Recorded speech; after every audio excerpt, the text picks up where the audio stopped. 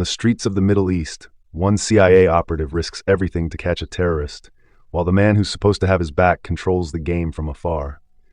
In a world built on deception, every truth is a lie, and every move could be deadly. The story begins in Manchester, England, where Salam is shown. Salam is a high-ranking terrorist leader linked to Al-Qaeda, and he delivers a message to the world, saying that just like the bus attack carried out in Sheffield last week, even bigger attacks are being prepared across Britain. He declares that the American wars waged against the Muslim world will be avenged, starting with Europe, and then the attacks will continue all the way to America. He says they have already spilled blood, and now they will make others bleed. The scene then shifts to an apartment in Manchester where several terrorists are hiding. UK counter-terrorism police receive intelligence about their location, and as soon as this information comes in, the anti-terrorism unit moves into action. They quietly surround the building from all sides and begin an operation to capture the terrorists. The team slowly advances toward the apartment, but the terrorists sense the operation before they can be taken into custody. They tell each other that the time has come to become martyrs for Allah. Taking Allah's name, they activate a bomb that had been planted in advance. A massive explosion tears through the apartment, and before they can be captured, all the terrorists blow themselves up. The next scene begins in Samara, Iraq, where Roger Ferris is shown. Ferris is a CIA field operative on a mission to track down and neutralize Salam. He is making every possible effort to reach Salam, but no information about him is coming through. On the other side, Ed Hoffman is shown in Washington. Ed is a high-ranking CIA official who controls operations and puts constant pressure on field agents like Ferris, often giving more importance to politics than to their safety. Ed is briefing the National Security Council about the Manchester blast, explaining that these terrorists are now using new and far more dangerous methods. No phones, no emails, no use of technology, leaving no trace behind. They blend into the crowd and can be anyone. And most importantly, they do not negotiate. Their goal is to establish a universal caliphate across the world, where people either convert or are killed. After that, we see Bassam. Bassam is also a CIA operative and a close friend of Ferris. Bassam tells Ferris about a man named Nizar who had been working with Baathists and jihadists. But Nizar is very scared right now because he is being sent on a martyrdom operation and he does not want to die, so he is asking for their help. Bassam and Ferris then go to meet Nizar. At the same time, CIA satellite and drone surveillance are monitoring live movement on the ground. Bassam calls Nizar over and brings him to Ferris. Ferris asks Nizar what he wants. Nizar tells Ferris that he's being sent across the Iranian border for a martyrdom mission. He says he does not want to die and that their plan is to make him blow himself up. He says he has a PhD, that he wants to go to America, and that he wants to live a peaceful life. Ferris responds that all their leaders have PhDs, so he should cut the bullshit and give some real information, whatever he knows. After that, Nizar hands Ferris a disc. Ferris then calls Ed and tells him that he has found a man who has a Communique video that was brought across the Iranian border, and that he is watching it right now. Ed asks if he can see anyone's face in the video. Ferris says yes, it is Salam. Ferris explains that the video is recent and shows Salam delivering threats and warnings. Ferris tells Ed that these Communique videos are not transmitted and not copied. He also says that his source claims the real orders are given verbally or written on paper in code. Ed asks if there is any indication of where Salam might be. Ferris says no, the source does not have his exact location, but he did mention a safe house north of Balad where Salam may have stayed at some point. Ferris adds that the source is extremely scared because they are killing anyone who knows anything, and that is why he has been ordered to carry out a martyrdom operation. Because of this, they will have to debrief him very carefully. Ed says, "All right, then do it." Ferris replies, "Not here, in America." Ed refuses and says there is no need to bring him to America. Ferris argues that they are already onto him and that they will kill him. Ed responds that that is actually good, because when they come to kill him, they will be there to see who pulls the trigger.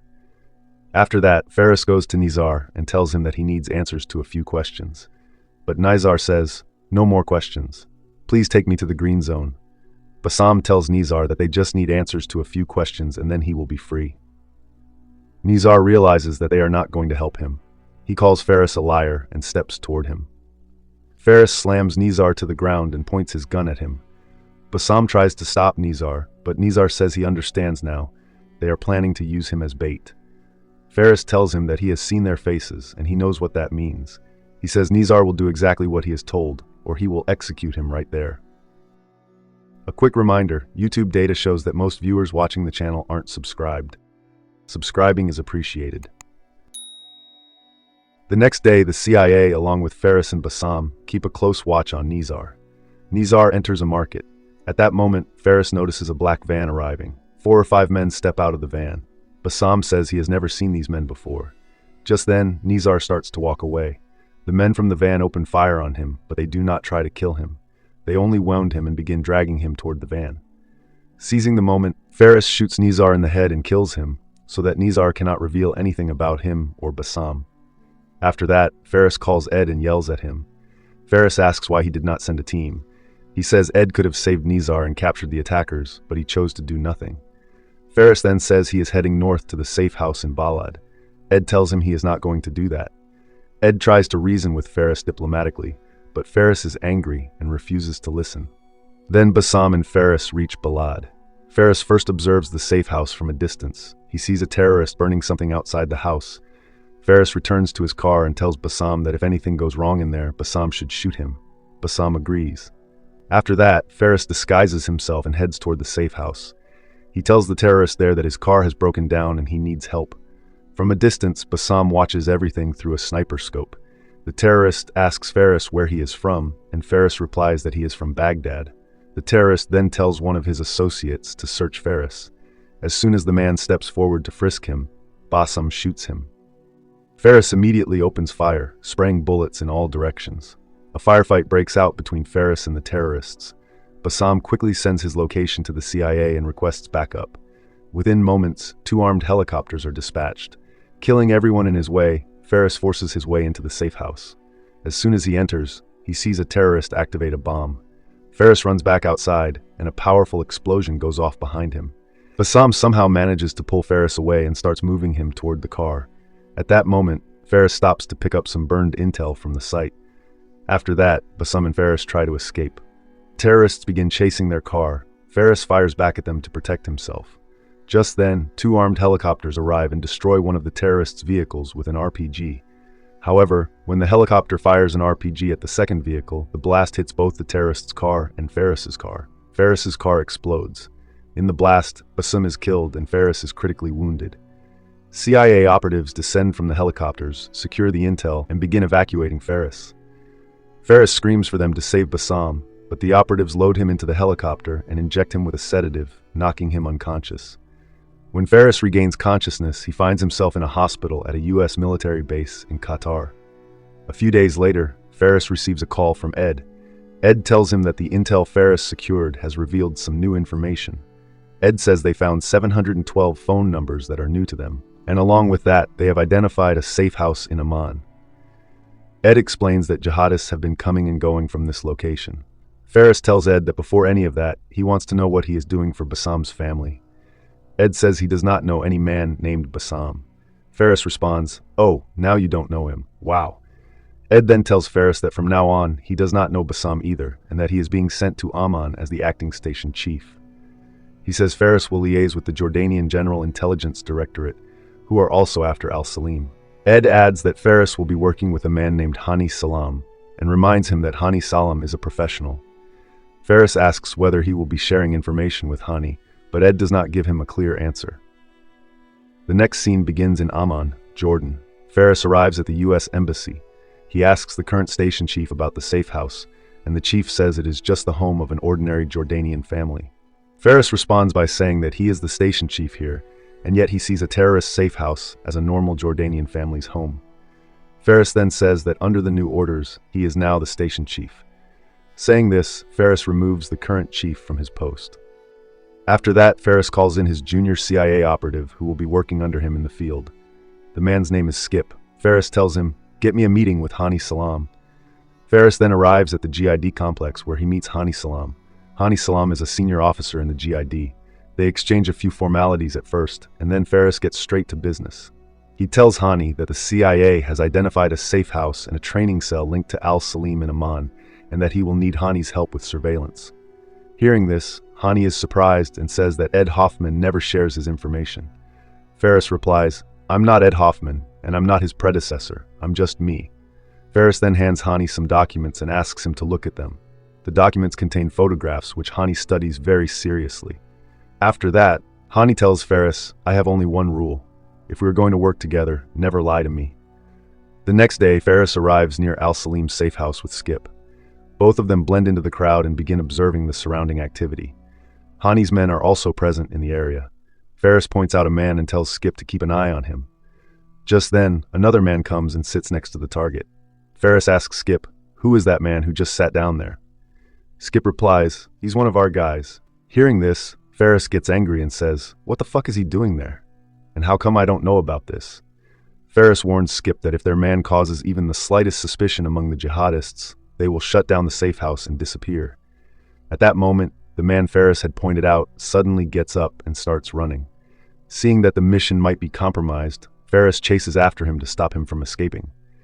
In reality, the man Skip referred to as one of our guys is operating under Ed's orders without Ferris having any knowledge of it.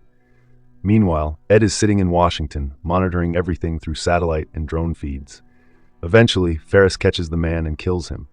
During the struggle, some dogs bite Ferris on the legs, but despite this, Ferris somehow manages to escape the area. After that, Ferris calls Skip and says, "I took him out, but some dogs bit me. I might need to go to the hospital." Ferris then goes to the hospital, where he meets a nurse named Aisha. Aisha gives Ferris an anti-rabies injection and tells him, "This is the first of 5 anti-rabies injections you'll need over the next month." She then adds, "You don't need to come back here. You can get them at any clinic." The next day, Ferris calls Ed and angrily says, "How do you expect me to run an operation when you're running a side operation that fucks up my own?" Ed replies that he was just trying to back Ferris up. Ferris tells him that because of this, his entire mission was almost destroyed. He goes on to say, "If you keep fucking around like this, you're going to blow this Amman operation. They'll vacate their only known safe house, and we'll never hear from them again. So don't back me up, because I don't need it." Just then, Skip informs Ferris that Hani wants to see him. Ferris then goes to meet Hani Salam. Ferris asks for a chance to explain the mistake made by the CIA, but Hani stops him and says that it was pure luck that news of yesterday's incident did not reach Al-Salim's people, and fortunately, the safe house is still active. Ferris tries to talk to Hani about Ed, but Hani interrupts him again and says that he has already spoken very firmly to Ed about this, and that the agent Ed sent is now being taught the rules. Hani then takes Ferris into a room where Hani's men are punishing the agent whose actions caused the incident near the safe house the previous day. Hani tells Ferris to watch and then says, "Tell Ed that from now on, no kind of mistake will be tolerated." The next scene begins in Amsterdam, Netherlands. A terrorist is shown retrieving an order that has been left for him inside a trash bin on the street. The piece of paper has the word Noordermarkt written on it. Noordermarkt is a heavily crowded market in Amsterdam. Following his orders, the terrorist carries out a major bomb blast at Noordermarkt, killing many innocent people. Ferris watches the news of the attack, and Hani is watching the same report as well. After that, Hani arrives with his men to take Ferris somewhere. Ferris asks Hani where they are going, and Hani replies, "Let's go for some fishing." Hani then takes Ferris toward a deserted desert area. On the way, Hani tells Ferris that since no one has claimed responsibility for the Amsterdam bombing, they believe it is Al-Salim's work. Ferris agrees with him. Hani then says, "Now we need a man inside the Amman cell." Ferris asks, "But how is that going to happen?" Hani replies, "You're the one who gave me that man." Hani explains that when Ferris first came to meet him, he showed him some photographs. Among them was a picture of a man named Mustafa Karami. Hani says he has known Karami since he was just a teenager. At first, Karami was involved in small-time thefts, but now he is working with these terrorists. Hani then reveals the final and most important detail. His men have already captured Karami. After that, Hani and Ferris arrive at the location where one of Hani's men has already brought Karami. Hani steps out of the car and tells Ferris to get out as well. Hani says to Karami, "So now you've gone from being a thief to a jihadist?" Hani then hands Karami a phone and tells him to talk.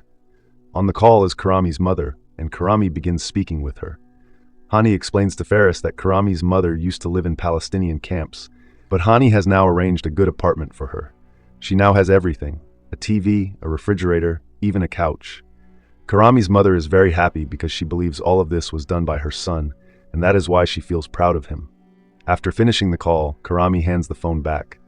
Hani then tells Karami that a mother is far more valuable than any ideology. He says they have sent her many gifts and told her that they were all from her son. Now Karami has a chance to build a better future. Karami asks what Hani wants from him. Hani replies that he should continue his life with Al-Qaeda and that they will handle the way communication happens. Karami agrees. After that, Hani provides Karami with a bike and lets him go.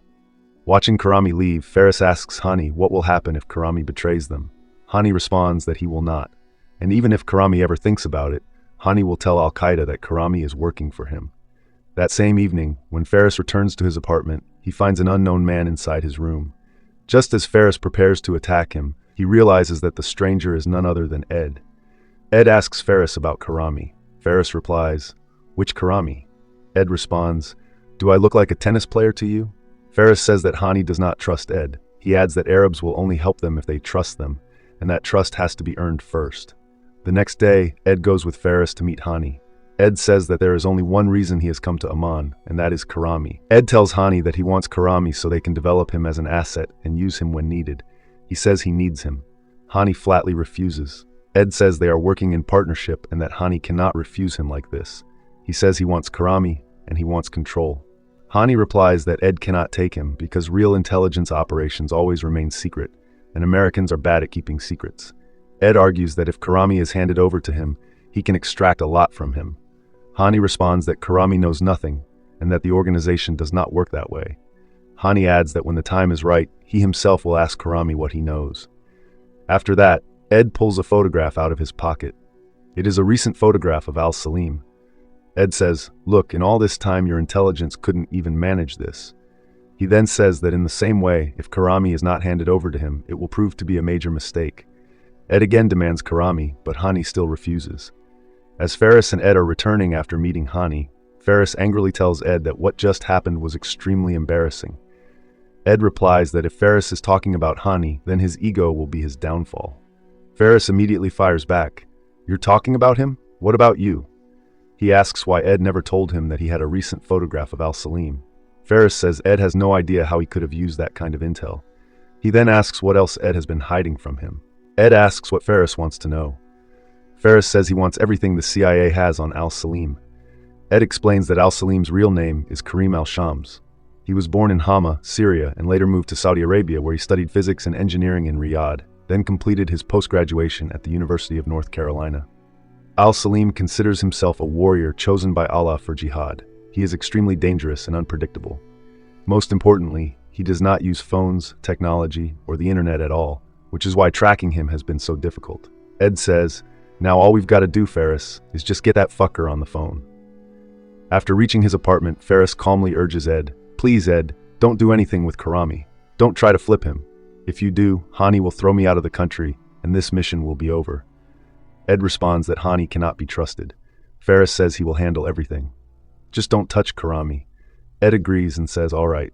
The next day, on Ed's orders, Skip waits near the safe house to grab Karami. As soon as Karami comes into view, Skip tells the CIA operative with him to get the van ready. They begin following Karami. The moment Karami notices the van, he realizes the CIA is there to capture him. Skip corners Karami, but Karami manages to break free and escape. By the time Skip and his team try to catch him again, Karami has already disappeared. Meanwhile, completely unaware of all this, Ferris goes to Aisha's clinic for his rabies injection. Ferris has started to like Aisha, so he asks her if she would like to go out for tea if she is not busy. Aisha accepts the offer. Ferris and Aisha go out for tea together. Aisha asks Ferris what he does for a living, and Ferris tells her that he is a political advisor. They talk for a while, and Aisha also begins to like Ferris.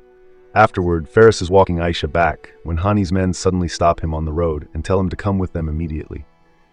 Aisha gets scared, but Ferris tells her not to worry and says they are his friends. Ferris says, "See you later" to Aisha and leaves with Hani's men. Hani's men take Ferris straight to Salam's safe house, which is completely engulfed in flames. As soon as Ferris sees it, he realizes that Ed did not listen to him, and the moment Salam's people sensed even the slightest danger, they burned the safe house and fled. Ferris is filled with regret. Hani's men then take Ferris to Hani. Hani asks him, "Did you see the burning house?" Ferris says yes. Hani asks, "Do you know what happened?" Ferris replies, "I have absolutely no idea." Hani says, "We had the advantage. That house could have led us to Salam. Now it's gone. Everything inside is gone." Hani then signals his men to bring in the person they have captured. The man is Skip. Hani says, "I clearly told Ed to stay away from Karami. but he did whatever he wanted, and this is the result. Ferris again says that he truly had no knowledge of any of this. Hani replies, "You are a liar, and I don't trust you, and now you have only 12 hours to leave Jordan." The next scene begins in Washington, D.C. Ferris has returned from Jordan and is waiting for Ed. As soon as Ed arrives, Ferris angrily says, "How do you expect me to operate, Ed, when you're keeping all the cards?" He adds, "All Hani wanted was patience, Ed, not as a personal quality, but as an operational requirement. And you couldn't do that?" Ferris tells Ed, "You're too power-hungry and greedy. You fucked this whole operation up." Ed calmly tells Ferris to relax and says, "Don't exaggerate." Ferris gets even angrier at Ed's words and kicks his chair, knocking Ed to the floor. Ferris says, "You are a fat fucking piece of shit, Ed." Ed responds, "What's done is done. Now we need to think ahead." He says they now need to find a way to place their own man inside Al-Salim's cell. Ferris says none of this will achieve anything. He explains that whether it's Al-Salim or Osama bin Laden, people like them always want to display their power. That is why, after every attack, they claim responsibility themselves, to keep the fear alive. Ferris then says to imagine if they carried out a fake bomb blast and told the world that it was the work of some other man or organization. That would deal a massive blow to someone like Al-Salim's ego. And then Al-Salim himself would try to reach the person who carried out an attack without his knowledge or support. He would have no idea that the people he contacts would actually be them. Ed really likes Ferris's idea. After that, Ed sends Ferris to a man who can help him with this plan. The man's name is Garland. Garland asks Ferris what he needs. Ferris tells him he is looking for a low-level man who has contact with Al-Qaeda, someone Ferris could meet under the pretext of a business deal. Garland starts searching and finds such a person. He tells Ferris that the man's name is Omar Siddiqui. Garland explains that Omar is an architect. Most of Omar's commissions come from charitable Islamic groups, and Omar funnels that money to jihadists. Garland says that, essentially, Omar is a kind of jihadist himself, just an innocent one. Ferris asks Garland why Omar would trade with an infidel like him if all of Omar's work is tied to the Islamic community. Garland answers, "For money." The next scene begins in Dubai, United Arab Emirates. Ferris first dyes his hair to take on the look of a businessman. He then contacts Omar and sets up a meeting. The following day, Ferris meets Omar at his construction site, posing as a businessman, and discusses a business deal with him. At the same time, Ferris hires a lawyer for the paperwork, someone who has connections to Al-Qaeda. Ferris introduces Omar to the lawyer. While Omar and the lawyer are talking, Ferris secretly has one of his men take photographs of the two of them together. Ferris's purpose in doing all this is clear. He wants to create proof that some people within Al-Qaeda are running an independent operation of their own, something he can later show to Al-Salim. After that, Ferris waits outside Omar's hotel for him to leave. As soon as Omar steps out, Ferris seizes the opportunity and heads straight for his room. His real goal is to access Omar's computer to retrieve critical information. Once inside, Ferris powers on the computer and immediately calls Garland. With Garland's help, he remotely hacks Omar's computer and copies all the data. At the same time, Ferris has Garland set up a fake bank account in Omar's name. Using the names found on Omar's computer, small amounts of money are moved into that account. Ferris's plan is to draw the attention of Saudi intelligence through these transactions. Once the Saudis notice, the information will eventually leak back to the jihadists. The next day, Ed calls Ferris and tells him that Hani has summoned him to Amman, so Ferris must go. Upon arriving, Hani's men meet Ferris at the airport and take him to Hani. Hani tells Ferris he's glad to see him. Ferris responds that he wants to apologize for what happened. Hani says it's all right, but stresses that from now on, Ferris cannot afford any mistakes in Jordan. Afterward, Ferris goes to the hospital to see Isha. Isha invites him to her home for lunch. The next day, Ferris visits her home for lunch. Isha has an older sister and 2 children, and Ferris enjoys meeting all of them. They spend quality time together, and it becomes clear that Ferris and Isha are beginning to really like each other. After that, Ferris meets with Hani. Hani hands Ferris the photographs of Omar and the lawyer, the same persons Ferris had framed earlier. Hani explains that Omar is an architect and the other man is a lawyer, and that both of them are low-level Al-Qaeda financiers. He says they were recently seen together in Dubai, and their connection seems suspicious to him. Hani asks Ferris what he thinks about it. Ferris asks where this information came from. Hani tells him he got it through a friend in Saudi intelligence. Ferris says he has no information about either of them. After that, Hani tells Ferris to keep the photographs as a gift among allies. Ferris thanks Hani. Ferris then calls Garland and asks him to write a message in Arabic. The message describes the fig orchard attack as heroic, praises the attackers, and talks about continuing the struggle. It also hints that the time has come. Garland asks Ferris what fig orchard is. Ferris says he can't explain that right now. Garland says it needs to be big enough to grab Salim's attention. Ferris replies that it will be very big. Garland then asks what to do next. Ferris tells him to send the message from Omar's fake email address to his jihadist contacts. The next scene begins in Incirlik, Turkey, where Ferris is setting up a bomb blast at a U.S. Army base. In fact, Incirlik itself is fig orchard, which literally means fig orchard in Turkish. Meanwhile, Ferris, posing as a businessman, calls Omar and asks him to come to Turkey for some business deals. Ferris tells Omar that his man will receive him there. Everything goes according to Ferris's plan. Omar arrives in Turkey, where one of Ferris's men, an engineer, receives him under the pretense of discussing business. The sole purpose of this is to establish that Omar is physically present in Turkey at that time. At the same time, at Incirlik, according to Ferris's plan, bodies are brought in from a nearby morgue to be shown as casualties, and then a bomb blast is carried out. In the next scene, Salim sees the bomb blast on the news, and Hani is watching the same broadcast.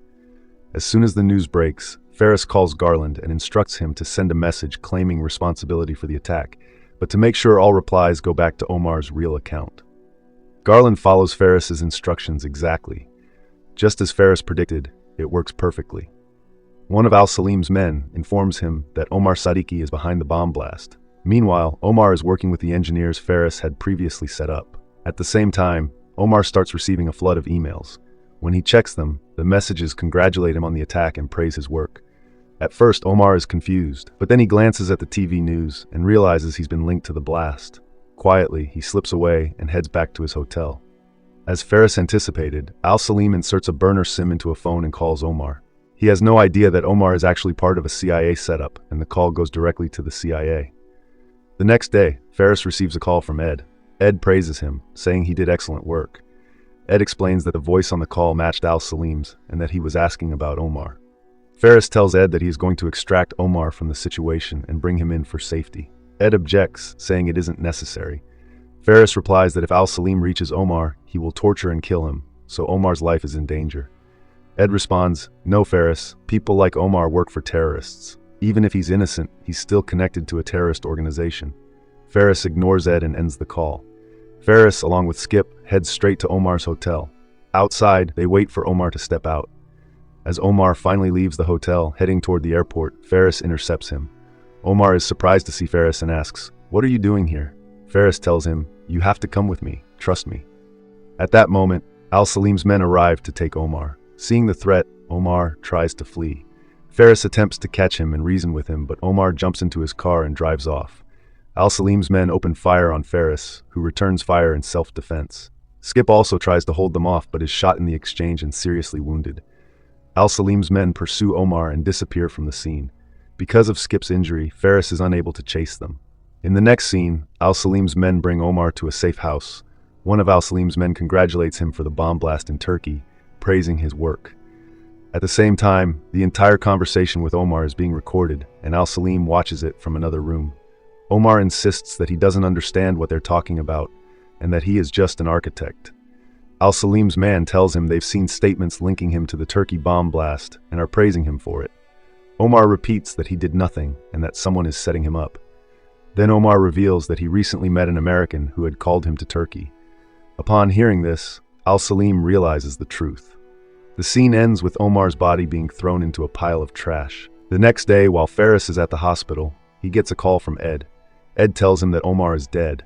Ferris says that Omar's death is his responsibility. Ed tells Ferris that he's getting emotional and that this is not the right way to operate. Ferris angrily tells him not to teach him how to do his job, then asks what happened to Salim.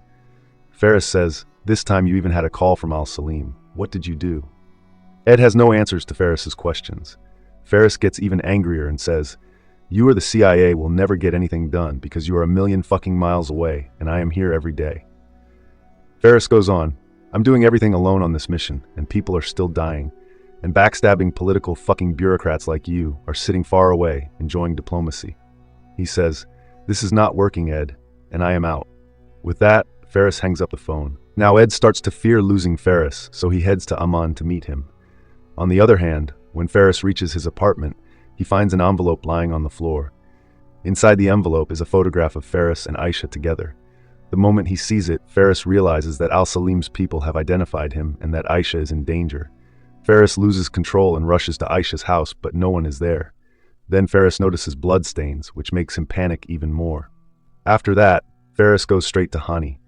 Ferris tells Hani that he himself invented Omar Sadiki, that he transferred the money, and that he was the one who carried out the bomb blast. Ferris says the entire operation was his. Hani says that means Ferris sat in his own office and lied straight to his face. In response, Ferris says that he will share every piece of information with Hani, but right now Al-Salim has kidnapped his friend to get to him, and they are going to execute her. That's why Ferris needs Hani's help. Hani says that Ferris lied to him, so now he will not help him at all. Saying this, Hani walks away. In the next scene, as soon as Ferris learns that Ed has arrived, he goes to meet him. Ed tells Ferris that he should have told him earlier that he was getting serious about the girl, so they could have kept an eye on her and kept her safe. Ferris says that he doesn't care about the cost. He just doesn't want anything to happen to Aisha. Ed says one thing is clear. By now, Al-Salim's people must be interrogating Aisha and trying to get as much information as possible about Ferris out of her. Ferris says that Aisha has to be saved at any cost. Ed tells Ferris to trust him, because he won't let anything happen to Aisha. Just then, Ferris receives a message that says, "Mr. Ferris, please call Aisha," along with a phone number. Ed says this needs to be set up properly now, because this is no longer just about Ferris and his girlfriend. After that, Ferris calls the number, which Ed is also listening to. On the call, Ferris is given an address and told to come there. Ferris reaches the address when a van arrives and forces him inside. The next scene begins in Dara, Syria, where the van drops Ferris in a deserted desert area. Throughout all of this, the CIA and Ed are monitoring everything live using satellites and drones. After some time, several vehicles arrive and start circling Ferris, creating a cloud of dust around him. Because of the dust, Ed can't see anything clearly. Then some terrorists get out of the vehicles, blindfold Ferris, and put him into one of the cars. After that, all the vehicles drive off in different directions. Because of the dust cloud, Ed can't figure out which vehicle Ferris is in, and this is where Ed loses Ferris. In the next scene, Ferris is shown being held by Al-Salim's men in a secret underground detention room. A blindfold covers Ferris's face. Al-Salim enters and tells one of his men to remove the blindfold. As soon as it's taken off, Ferris looks around and seeing Al-Salim standing in front of him makes him uneasy. Al-Salim says to him, "Salam, CIA." Ferris asks, "Where's the girl?" Al-Salim replies, "Either you are trying to be clever, or someone has done to you what you so often do to others, lie." Ferris says, "So you paid for me?" Al-Salim answers, "It was just a bargain." Ferris says that capturing him won't allow Al-Salim to negotiate with anyone because the CIA has no such policy. Al-Salim responds that he has a CIA agent in his hands, and that's all that matters to him. Ferris asks what they really want. He says blowing oneself up in the name of Allah is a pathetic idea and a sign of ignorance, and that it will achieve nothing. Al-Salim responds by quoting a verse from the Quran and says he is doing Allah's work, and people like Ferris don't need to teach him anything. Ferris tells him not to fool himself, because he is nothing more than a slave to Saudi oil sheikhs and Wahhabi oil money that funds him. Ferris adds that when that oil money runs out, they will completely disappear into the ashes of history. Al-Salim points to a camera and says that whatever happens to Ferris now will be recorded and shown to the entire world. At that moment, Ferris notices Karami, the same Karami whom Hani had captured. Al-Salim then picks up a hammer and smashes Ferris's fingers. Ferris screams in pain. Referring to Karami, Ferris says, "We know where you are." Al-Salim asks, "Then tell me, where am I?" Ferris replies, "You are in the light, you motherfucker," and spits on Al-Salim's face. Enraged, Al-Salim strikes Ferris's fingers again with the hammer. The pain becomes unbearable for Ferris. After that, Al-Salim orders his men to kill Ferris and starts to leave. Al-Salim's men untie Ferris and lift him onto a table. Ferris struggles desperately to free himself. Everything is being recorded on camera. Ferris can now clearly see his death approaching. One of the men begins reciting verses from the Quran before killing him. Ferris is completely helpless. All the terrorists start shouting, "Allahu Akbar." Just as the man is about to kill Ferris, the GID storms in and guns down all the terrorists. Ferris then realizes that the one who saved him is none other than Hani. Meanwhile, Al-Salim gets into his car, but one of Hani's men is already inside. He tells Al-Salim, "You are under arrest." The next scene begins in a hospital, where Ferris is seen recovering. Hani comes to visit him. Hani says that the one who stands by you in bad times is your true friend, and he guesses he is that person. Ferris says that it was Hani's man he spoke to, that Hani was the one who had Aisha kidnapped, and that it was also Hani who left him in the desert. Hani says he is sorry for the suffering Ferris went through. He then says that the real question is what Ed did and what the CIA did for him. Hani asks if Ferris wants to know how he pulled all of this off. Ferris replies, through Karami. Hani says he's impressed that Ferris remembers. Ferris says Karami was in that room. Hani responds that Karami was there because he put him there. Ferris asks what Hani did with Aisha. Hani tells him that Aisha is safe, just like Ferris is safe. Ferris loses his temper and angrily says that he saw his own fucking death in that room, and Hani is treating it like a joke. Hani calms him down. Ferris asks why Aisha was dragged into all this, and what Hani told her. Hani says Aisha knows nothing about any of this. All she knows is that Ferris loves her very much. Ferris sarcastically congratulates Hani for catching Salam. In the next scene, Ferris meets Ed. Ed says he's pulling Ferris out of field operations and giving him a desk job, with better pay and easier work. Ferris says the CIA will be much more comfortable without him. Ed asks what Ferris plans to do next. Ferris says he will stay there for a while. Ed tries to convince him, saying he's the best man he has. Ferris says, "Good luck winning, Ed. You did it all on your own," and starts to leave. Ed stops him and asks if he understands what he's about to do. Ferris asks what he means. Ed says Ferris is giving up on America. Ferris tells him to stop thinking of himself as America, wishes him a safe flight, and walks away. At the end of the story, Ferris goes back to Aisha and tries to live a simple, quiet life with her. So that was the end of the movie. If you liked the explanation, give it a thumbs up and don't forget to subscribe for more. Thanks for watching.